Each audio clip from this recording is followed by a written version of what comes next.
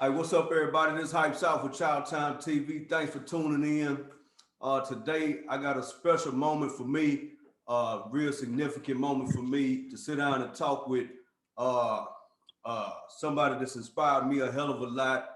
Uh, I probably wouldn't be sitting right here if it wasn't for this man right here, partially motivate me in the things that he's done in his life and his career to kind of get the ball rolling for the South, for the black men, for a lot of different just things in general. You know what I'm saying?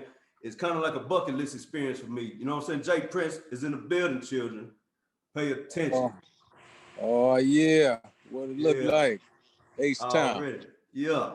Yeah. Uh, Again, I want to tell you thank you for your time. Thank you for the opportunity. You know what I mean? I wish I could have sat down with you, drunk some of that loyalty with you. You know what I'm saying? Hey, it ain't too late. We can make that happen too. Already. So Yeah. look, I ain't gonna waste your time talking about uh uh how you started rap a lot, how you started the Ghetto Boys. I ain't gonna talk about your son discovering Drake. I ain't gonna talk about none of that stuff because I already know all that stuff. You know what I'm Yeah. saying? And anybody that really follow Jay Prince, they understand that part off the rip. They know all that. You know what I'm saying? If they done read the book, if they didn't sit there and watch it move throughout the years. What I want to talk to you about, even though this is an entertainment hip hop type of platform, I want to talk to you about boxing. Yeah. Because boxing I know it's one of your first loves, and is one of my first loves too. My daddy grew up. I grew up. My daddy, he was around Evander Holyfield. He kind of introduced me to a lot. You know what I'm saying, in Yeah. boxing. I kind of fell in love with boxing. So, you know what I'm saying. How did you get started working with Floyd Mayweather? At what point in his career, and at what point in your career, you know what I'm saying, that y'all really worked together? I know it's in the beginning, but Yeah. you know what I'm saying. What point? Yeah. I set up a meeting right out here in Las Vegas. I'm at my house in Las Vegas Oh to man. meet with Mike Tyson. When I decided to go into boxing, I was going for the top. At the time, Mike Tyson was at the tip of the throne. One of the things I done before I came to Vegas is I prayed. I say, Lord, bless me with a champion. I always believe in exercise and prayer with everything I want to accomplish in life. And I came on to Vegas and went in the gym with Tyson. I actually walked in on him sparring. And, that was exciting for me because I only had opportunity to see Tyson in the ring at fights. So to witness him throwing them hands right there live and in living color, Yeah, right rap up form on him, right there. Yeah. hey man, I was, you know what I mean? The punches from the sweat was on me. I was so close. Yeah. And I'm checking him out in the midst of me watching him, Floyd Mayweather, kept coming up to me doing the breaks in the round, like, yo, Jay, man, I know about some of your artists, woo, woo, woo. I don't know who the dude is, really. You know what I mean? I'm Yeah. like, all right, homie, I'm showing respect. Appreciate the support. Next round, here come AJ. You want to do something tonight, man. Here's my number. I come get you. So he kept on, entertaining conversations with me. And I didn't know who the brother was. So after the sparring session, me and Mike Tyson had the opportunity to go to his house and have a meeting. And I left that meeting with an understanding that I was going to be a part of the team. So I was excited. I flew out here, and I'm going to be on Mike Tyson Yeah. management team. I'm feeling like I'm on cloud nine, man, without Right. Right. smoking nothing, right? Right. So that next day, I couldn't reach Mike. You know what I mean? I couldn't reach him. The phone wasn't working properly. And that's another story within itself. But I was left with Floyd number, and I asked my partner. I said, "Who number this is, man? Who is this guy that gave me this number?" He say, "Man, that's Floyd Mayweather. He's a 130-pound, I think, WBC champion." So immediately a red light went off in my head, because I had prayed for a champion. Right. Long story short, man, me and Floyd was in business together for the next 4 years, within less than a week or two. Did you know at that time that Floyd was gonna be as good as what he turned out to be? Well, I knew he was good. You know, for me to say that I knew he was gonna go all the way up to 154 pounds when he was fighting 130, I had no idea that he would, clip all of those weight divisions like that. But as far as his talent, he was a bad man. You know, I saw him in the ring with 147 pounders, and they couldn't touch him. Yeah. Do you think who you think, you know what I'm saying? 'Cause I know Floyd kind of modeled his style behind Pernell. You ever got a chance to see Pernell live? Yeah, I definitely saw Pernell Whitaker. He a beast. Who you think was, you know what I'm saying? I know Floyd, you know what I'm saying, in the topic of being a GOAT and all that, but who you think, you know what I'm saying? Who, You know what I'm who, saying? who, who I think would have won? Yeah. You know, that's a tough one, man. That's a tough one because I understand Pernell really well. You know what I What you mean? mean? He was special, man. He was Yeah. special, and he was a southpaw. Uh, that one is difficult. You know, Floyd though, like like like both of them was defensive wizards, right? Right. But I think Floyd, his legs, and I may even give him the edge with speed, and his legs was amazing. You know what I mean? So I think he could have got out of the way with a lot of things that Pernell couldn't have gotten out of the way with. But man, if I had to bet my money on them fights, on them two fights, I probably would have kept it in my pocket and just enjoyed Yeah. it. Yeah. Man, I Yeah. think one thing with that boxing that kind of stood out to me when I was sitting here today, because I ain't gonna lie, I'm gonna keep it funky. I was nervous as shit. You know what I'm saying? I wasn't scared, I was nervous. I say, man, because like I said in the beginning, I said, this is really like a bucket list experience for me. You know what I'm saying? Like, Yeah. I never got a chance to meet Pimp. You know what I'm saying? Never got a chance to meet Screw. You know what I'm saying? Getting a chance to virtually meet Jay Prince. You know what I'm saying? So it's kind of significant to me. So when I'm thinking about the boxing, I said, okay, Floyd was he arguably TBE, right? Then you got Andre Ward. You know what I'm Yeah. saying? Yeah. Uh, do you think because it's odd, you know what I'm saying, for you to be connected to both of them? You know what I'm saying? That's Yeah. pretty significant. You know what I mean? And I'm Yeah. I'm thinking, I'm like, shit. Do you think it was something that you put in them? You know what I mean? That might have contributed when they stepped into the ring as far as the mentality and I know your beliefs are strong. You know what I'm Yeah. saying? You think it's something that they took with them into the ring, even Floyd after he left you, or y'all parted ways or whatnot? You know what I'm saying? That maybe you instill something in them.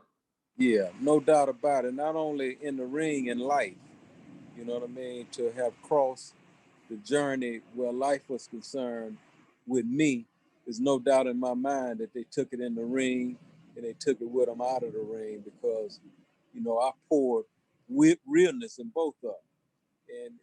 And the feeling was mutual. They both, left me with something as well. But there's no doubt about it. That H-Town realness was pulled in them, and it benefited them in a many ways where life is concerned. Man, that's what's up. That's what's up. So I know too. You at one point you were trying to get the Mike Tyson, Roy Jones Jr. fight going, and it Yeah, fell through. yeah, You know what I'm saying? How did it feel? How did it fall through? And what's your projection if they would have fought then when you were trying to do it? And you know what I'm saying now? yeah. Well, that was a fight. We all I brought Roy Jones and Mike Tyson to Houston, and then we rode out to the Prince Ranch, and we sit in my office at the ranch, and we figured out exactly what we wanted to do. Now, from there, we had a few meetings, and the money just wasn't up to par where Roy was concerned. He wasn't satisfied with the number. Now, moving forward, I wish both of them the best. You know what I mean? I wish both of them the best, and most of all, I wish that they come out of that ring the same way they walk in that ring, Right. because we know this late in the game, you know, it's It's higher risk. yeah, a little more riskier. And I didn't know who would win that fight back then, man. I don't know who's gonna win it today. You Yeah. know what I mean? I'm just wishing both of the homies the best, you know what I mean? Because this late in the game, you know, I can't wait to post up and put my popcorn on, and I'm gonna pop me a bottle of Yeah. this loyalty, Yeah. and Yeah. I'm gonna see what's going on. Yeah. Yeah, So give me your top five dead or alive boxers. top five. Oh man, Sugar Ray Robinson, Muhammad Ali. You know what I mean? I like both of them. And is it in order from 1 to 5 or you just five? Well, no, I'm not. I'm not really putting it in no order.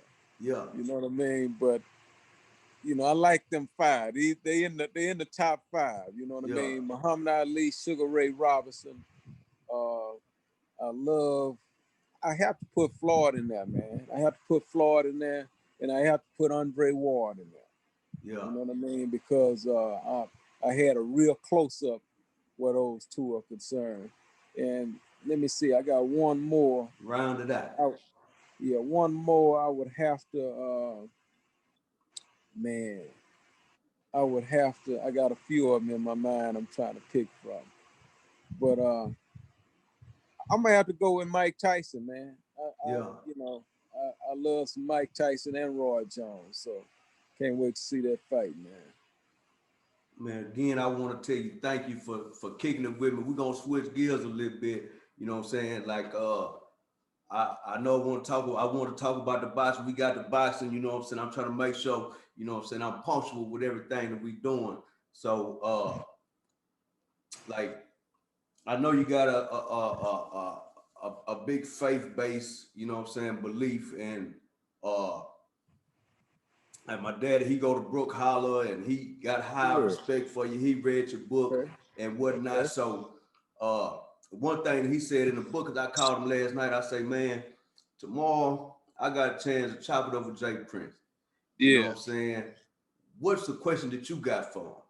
And he was like, he read in your book that you had never voted before. Yeah. And he was wondering, with everything that's going on and everything that occurred to transpire, had your take on voting changed? Yeah. Yeah. Most definitely. Let him know that I did have opportunity to vote since then. Matter of fact, I think I voted. I had never voted prior to that book. You know, my first time of voting was for Obama. Okay. And you know what I mean? Because I never, prior to that, I never was moved to vote for any of these other guys. You know what I mean? And I just don't believe in doing things, Just to be uh, doing it. yeah, just to be doing them, where the presidency was concerned. But, you know, when you know better, you do better. So that was my first time voting. And another thing that moved me to get in the voting realm of doing things was the conversation I had with Larry Hoover. I don't know if you heard uh, that interview that I done with him on the Ghetto Boys album, but he spit real Yeah. game to me, you know what I mean? And he made the statement that gangsters go to the poll, you know what I mean? Yeah. So that was an eye-opening moment, you know, and I think we are all evolving where voting is concerned, but by the same token, you know, it's not going to be an automatic thing just because, like, I'm a Republican, you know what I mean? And I let them know I'm a Republican, and I'm not going to just jump on a bandwagon just to be jumping on it. Right. You know, I'm going to really need some showing and proving where my vote is concerned, you know? So I'm looking forward. You know, I understand that Biden has earned a position to be president today, and I'm looking forward for him to bag up everything that he say he gonna do where our people and all people are concerned. Because over my lifetime, I witnessed a whole lot of them say one thing and do another. Right. So I'm looking I, forward to seeing what happens. I think we're at a time right now that the rubber that met the road, you know what I'm saying? And they kind of they kind of fall back in the corner to really kind of like to really put up a shut up. You know what I'm saying? It's really time to show and prove that if you gonna ride and you gonna do what you supposed to do on behalf of getting that vote and folks of our skin color stepping behind you and saying, okay, we're gonna rock out with you, then you know what I'm saying? It's about time that they do it, they excuse my language, they time to do what the fuck they supposed to be doing, man. Right, that's And, right. Shoulda get off the pot. right, square business. So so Yeah. damn. So I know you say Larry Hoover, your OG, and I know you say you went down there to the pen and you met with him and whatnot. And prior to that, how did you even get to that point? Well, Chicago is the first city that embraced rap a lot. A lot of people don't know that. Chicago, that whole Midwest, Detroit, Cleveland, they showed me love before home even showed me love. No shit. So they identified with what we was doing, what we was saying, man, before home did. And that's what established that relationship. They would bring us back and have us perform like 2 and 3 times a week. They loved us so. Imagine that, 2 or 3 times a week. Yeah. And that led, man, to me going and visit with Hoover, interacting with his loved ones, and that bond stands all the way until this day. Man, that's solid. That's solid, man. Damn it, man. I wish we had, you know what I'm saying? With I don't know. I want to say that I don't know if it was you that posted something or if it was somebody else that posted something. I ain't 100% sure. So since I ain't 100% sure, I don't want to get on here lying and shit. You know what I'm saying? I don't want to get because as far I was talking about, I was gonna say something about Ice Cube. Yeah. And what you know what I'm saying, the stance he took to kind of ride with Trump, and then Yeah. you know what I'm saying, even some of the other entertainers that took the stance to ride with Trump, Yeah. kind of like maybe what you without directly saying, you know what I'm saying, like how you felt Right. about those people or entertainers in general, you know what I mean, taking a stance to go with something that most of the black community might be against. But Right. they might have their reasons too. You know what I mean? Yeah.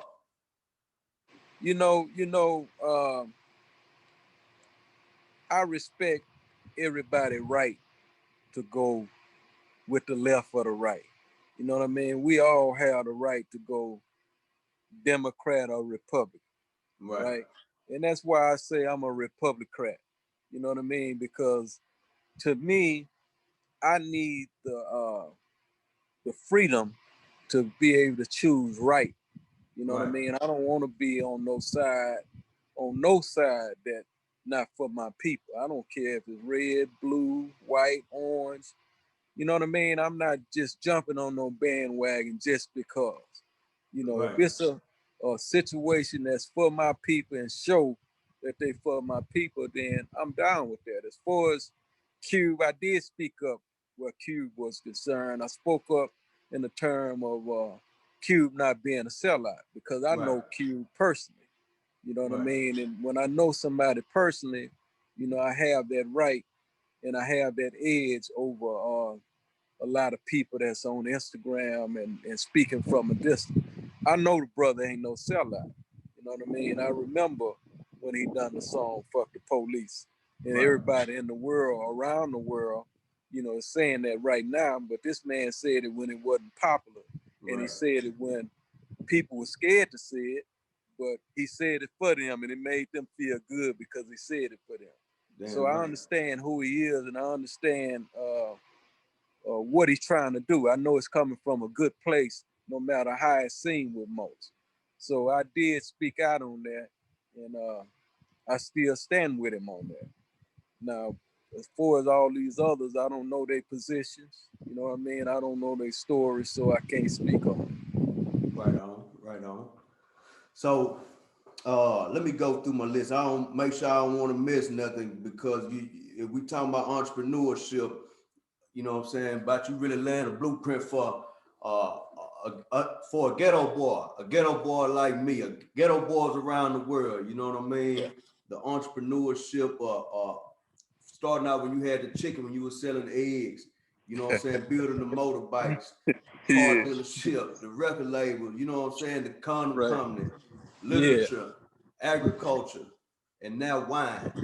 You know Yeah. what I mean? Like what really, and I know you ain't no big drinker like that from what I Yeah. watch and hearing things like that. You know what I'm saying? Yeah. No, What you're made you right, get it? What made you get into the wine? man. You Not even what know, made you get into the wine. Tell me about the wine. Because it ain't came out yet. I was finna pre-order it the other day. yeah. You know what? I bet you your old man know about this doctor by the name of Dr. Red Duke that used to he used to come on in Houston on one of the news channels. And Dr. Red Duke, man, had a conversation about red wine one one evening, all the health benefits where red wine was concerned.